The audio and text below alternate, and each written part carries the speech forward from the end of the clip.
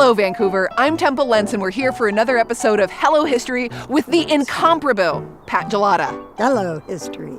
And today we are at the 78th Street Heritage Farm, which has had a more inauspicious beginning. That's true. It was called Poor Farm, and 78th Street was called Poor Farm Road. Poor Farm Road. Yes. So that's a little different from today. It is indeed. And behind us, you can see traffic on 78th Street. We are pretty close to it. So the Poor Farm, what was that? What was the idea?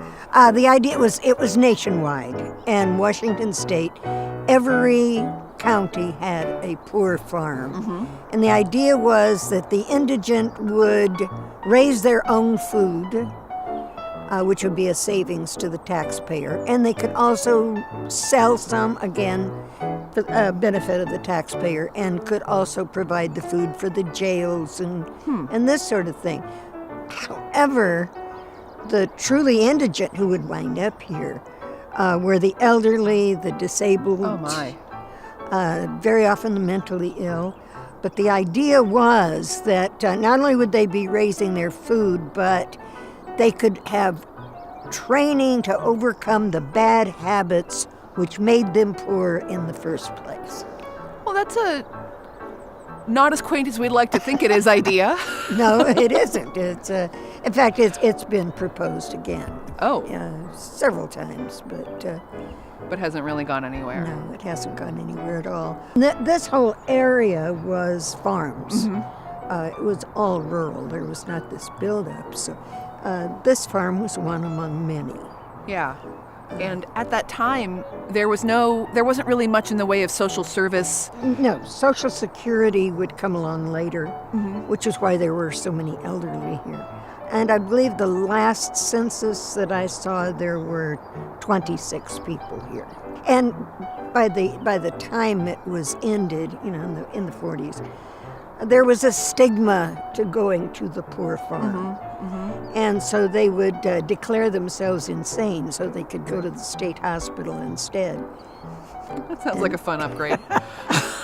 Yeah. So the Poor Farm was active until, say, the mid-late 40s? Yeah. And then it shut down. And it became an experimental farm, experimental station. The state took it over, the university took it over. The entire farm is about just a little over 80 acres. Yeah. And we've got Clark County is the official manager of the farm. Yes. And As it was back when it was then. Poor Farm, yes. And there is a cemetery up here as well, where the poor would be buried basically without a tombstone unless the family would pay for one. Yeah.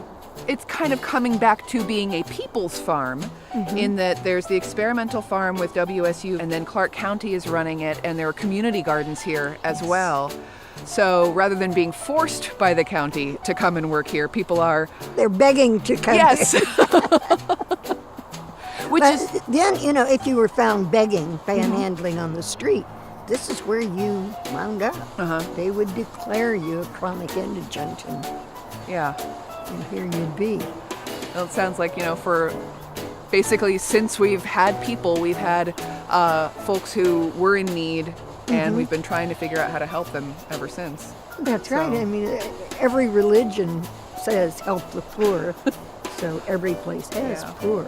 And it's really exciting now to see this 80-acre farm. We're just a couple of miles from downtown Vancouver, and having this land preserved as a heritage farm and being used for productive use instead of necessarily turned into more development. It's nice to have that mix. This was a social experiment, and they found that in practice it didn't work Yeah. the way they thought it would. Well, it's nice that the land was preserved and that we are able to continue to use it now. And Pat, thank you for joining us and telling us a little bit about the Heritage Farm on 78th Street, formerly known as Poor Farm Road. That's it.